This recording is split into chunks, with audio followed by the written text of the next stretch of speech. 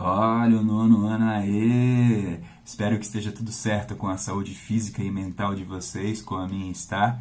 E hoje a gente vai falar do capítulo 4. Sim, eu sei, eu vou pular o capítulo 3 agora e vou falar sobre ele depois, no próximo vídeo. Agora vai o 4, que é a continuação da história do 2. Beleza? Bora! Olha o título do 4. Período entre guerras e crise de 29. O período entre guerras é o período entre a Primeira Guerra Mundial e a Segunda, ok? Período entre guerras. Crise de 29, uma crise que vai acontecer no ano de 1929. Vou explicar sobre ela depois. Olha a foto da página 47. Página 47, lembram o que é isso? Apostila. Veja lá, página 47, tu tens uma fotografia. E essa fotografia é de 1918. E a galera tá numa rua famosa em Nova York, ou New York, a rua de Wall Street.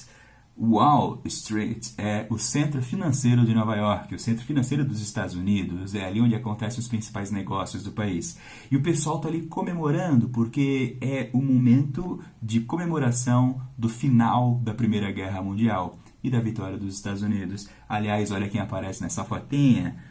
O Chaplin, sim, o Charles Chaplin tá ali, e tu percebe que tem um rapaz segurando o Chaplin ali, num jeito meio estranho, mas enfim, ele tá comemorando, o chapeuzinho levantado e tal, porque a Primeira Guerra Mundial acabou. Fechou?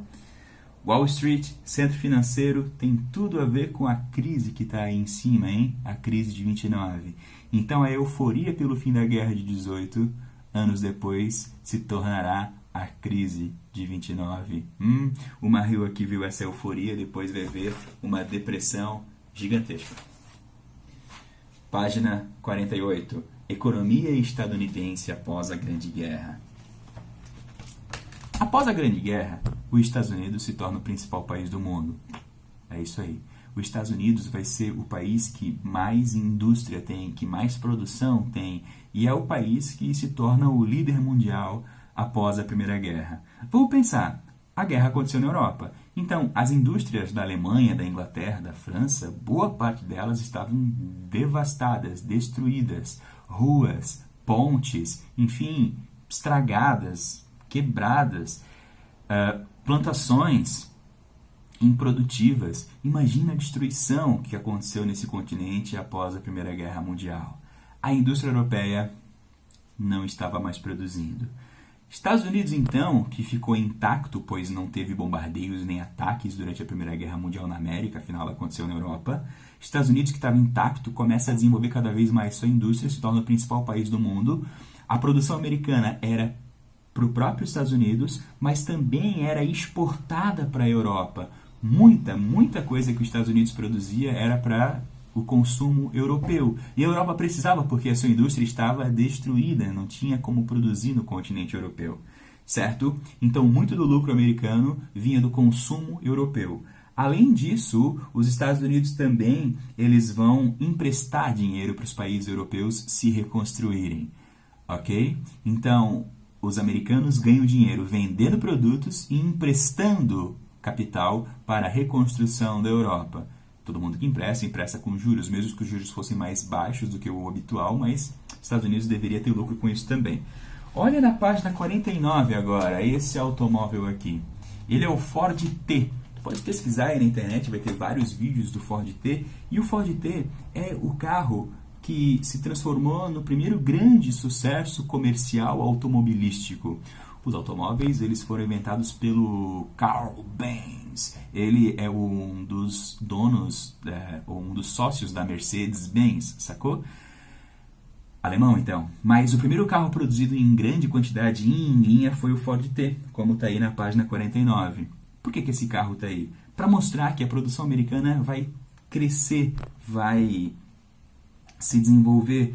Produtos como esse passam a ser consumidos pela classe média e alta dos Estados Unidos. Vários outros produtos passam a ser também produzidos ali. A economia está bombando, todo mundo empregado, sem inflação. Cara, foi um período de grande consumo nos Estados Unidos, certo?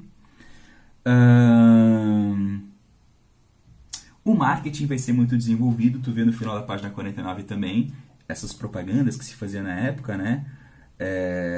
Propagandas que incentivavam as pessoas a comprar produtos, mas percebe como a propaganda faz? A propaganda, ela cria a necessidade de a gente comprar alguma coisa, né?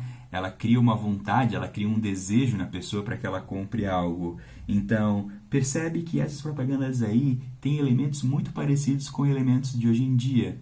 Elementos fake, né? Compre e seja mais bonito, compre e emagreça, compre, enfim, e seja mais atraente.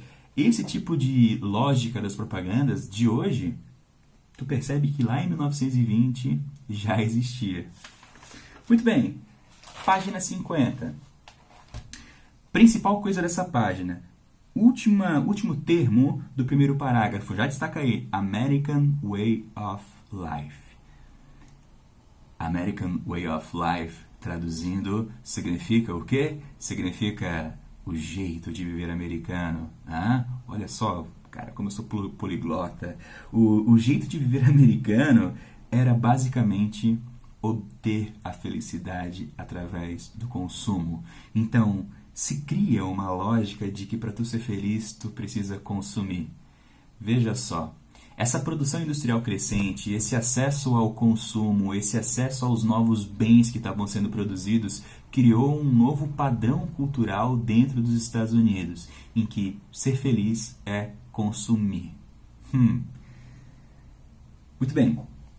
Nessa página também, a gente vê o crescimento do conservadorismo dentro da sociedade americana. Instituições como a Ku Klux Klan, aquele grupo que persegue negros e, enfim, mulheres muitas vezes também, imigrantes, socialistas, esse grupo cresce muito nessa época, certo? A política contra a imigração vai se tornar muito mais ferrenha.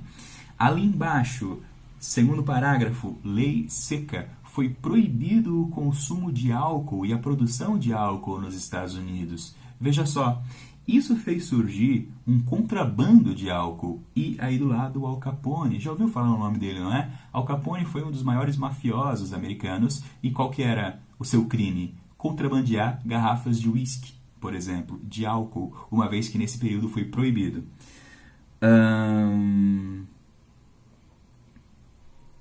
Muito bem.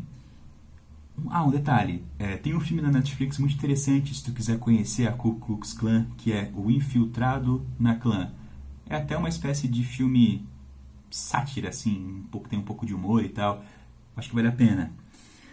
E no último parágrafo dessa parte aí, ó, tu vais encontrar aquilo que eu citei ainda há pouco, de que esse crescimento não era para todos. As classes mais baixas dos Estados Unidos ainda viviam na pobreza. Mas vamos falar de crise? Vamos falar de crise. O que é a crise de 29? Estava tudo tão bom, né? Por que teve uma crise em 1929? Bom, basicamente a lógica é a seguinte. Estados Unidos produzia e muito da sua produção era exportada para a Europa. Beleza? Acontece que foi passando o tempo e a Europa foi se reerguendo. As indústrias que após a Primeira Guerra estavam destruídas foram reconstruídas. Então, os europeus começaram a produzir novamente aquilo que eles compravam dos Estados Unidos. Ou seja, com o passar do tempo, o consumo europeu foi diminuindo. O consumo europeu dos produtos americanos foi diminuindo. Legal, só que as empresas americanas não diminuíram a sua produção. Elas continuaram produzindo e produzindo e produzindo, mesmo com o consumo europeu diminuindo. Ou seja, vai chegar um momento que as empresas produzem muito, muito, muito, mas não tem para quem vender. E aí os produtos ficam em estoque. E aí a empresa não tem lucro. E aí ela não consegue pagar o funcionário. Aí ela não consegue pagar o fornecedor. E aí a empresa fale. O grande problema, além da falência e do desemprego, é que lá nos Estados Unidos havia uma cultura, e ainda existe uma cultura muito forte de investimento em bolsa de valores. Então é muito comum que as pessoas invistam em bolsa de valores. E pensa, nessa época que estava tudo dando certo, a galera estava investindo em bolsa de valores de forma bastante intensa. E o que é a bolsa de valores? É uma pessoa comum comprar e ser sócia de uma empresa, não é? E aí, essas pessoas que investiam em bolsa de valores, sendo sócias das empresas, vem as empresas das quais elas são sócias falindo, ou seja, a pessoa investiu suas economias numa empresa e a empresa faliu. A pessoa faliu junto, perdeu todo o seu dinheiro. E isso é a crise de 29. E por isso que essa galera agora ocupa Wall Street dessa forma que está na página 51. Desesperada, protestando, querendo seu dinheiro de volta. E aí, olha lá na página 53, a Grande Depressão. Veja aquele cartaz que está ali na página 53. É uma fotografia genial. Essa fotografia é da fila da sopa em St. Louis, ok? Após uma enchente que deu lá. Mas ela é muito emblemática, não é? Pois o cartaz mostra uma família feliz dentro de um automóvel e aparece escrito lá em cima, World's Highest Standard of Living. O padrão de vida mais alto do mundo. E ali escrito do ladinho, ó, There's no way like the American way. Perceberam essa pronúncia ali da região de Liverpool? É um accent de Liverpool, ali próximo de Nova York, Tóquio. Eu passei muito tempo por aí, as pessoas falam assim. Então, veja, não há nenhum jeito de viver como o jeito de viver americano, certo? E o cartaz fala isso tudo, que o padrão de vida americano é o melhor do mundo, e a galera ali na frente, ó, na fila da sopa. Ou seja, o que é a crise de 29? É esse momento em que a economia dos Estados Unidos quebra, em que as pessoas perdem muita grana, perdem emprego, empresas entram em falência. Por quê? Porque houve um aumento de produção, mas uma queda no consumo desses produtos por parte dos países europeus. Beleza? Na próxima aula, não perca, falaremos sobre como que os Estados Unidos resolveram a crise de 29, falaremos do presidente Roosevelt e do seu plano econômico chamado New Deal. Fechou? Por hoje é isso. Valeu!